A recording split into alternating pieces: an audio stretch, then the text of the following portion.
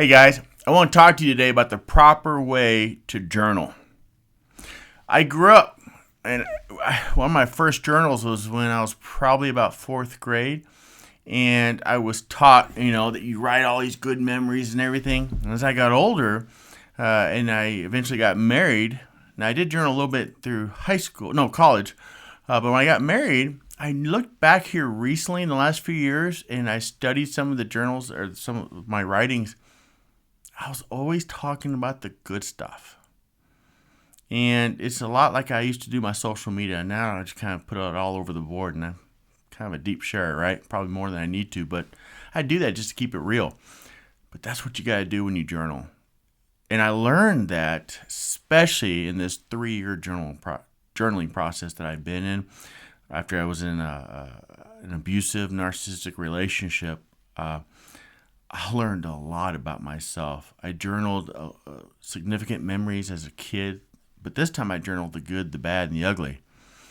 And I did that with the review of my own relationship throughout my marriage, and as well as the relationship that this all started as a passageway for healing. It was limited to just, writing letters of goodbye, to let go of what I thought was lost love, and so forth.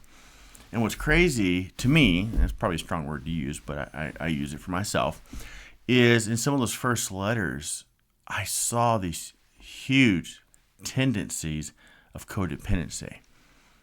The personality that comes through without you knowing that you have, where I learned later, several months after journaling, I included my personal story and learned that throughout my childhood, I remember watching this movie, Mommy Dearest. I remember watching it as a kid thinking, wow, that's pretty bad. And I was getting abused. But that's what we do as codependents. I didn't realize that. So I reviewed my journal and I started realizing these patterns I had. Guys, I would have never, ever discovered the source of a lot of my problems right here. We can blame the narcissist, and trust me, when you're in that situation, I get it. But if you're out of it and you've escaped, you find that it's you, not them, because you magnetized, you attracted towards it, and you fed them. And you were the perfect willing supply for them because you try to fix things. And there's a whole host of other reasons why.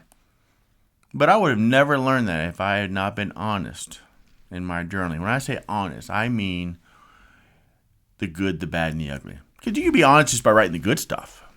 But I wish I would have written everything throughout my marriage.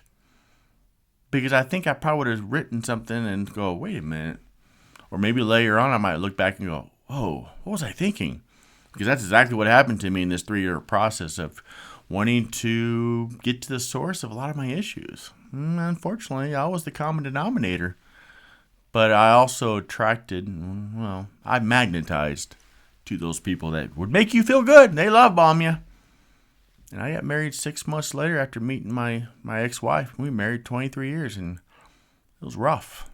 It was pretty bad. I can't believe it. And I defended it even years after. And only until this last year when she had made a scene at my son's wedding, I was like, what?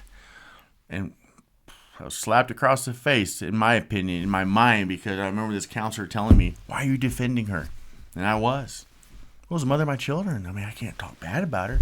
No, you got to speak truth. And now I see why, especially because if I had spoken truth a lot earlier in this process, even in my marriage, maybe I could have helped my kids. But that's what the narcissist does, man.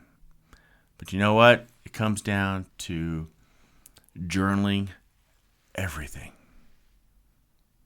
When you reflect and you look back on what you wrote, that's the nice thing about journaling I love. You can go back to smells, senses, thoughts, feelings.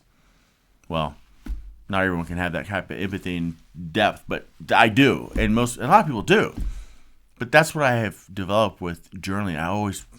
I love it because you can look back and go, wow, I remember that. But it was only the good things. Don't ever do that. Write everything. The good, the bad, and the ugly. And then it'll speak to you.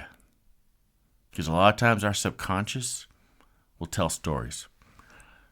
I wrote the good stuff in my marriage, my abusive marriage, from the bad end of it.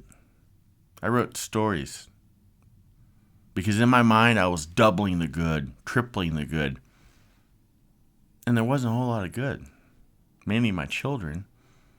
But then I would attach some kind of an angel status with her because she was the mother. Oh my gosh, you bore these children. That's a coping mechanism. We make the bad good and the good greater because we want to feel right and feel at peace, even though we're sacrificing every part of ourselves to try to please them and help them, fix them, show them it's okay to love themselves. But whatever you do is never going to be enough. Don't be like I did after 23 years of marriage and figure it out. I learned that in my journaling for 3 years. When I go back and I look at some of the earlier writings, I'm like, oh. That's the power of journaling. Journal the good, the bad, and the ugly.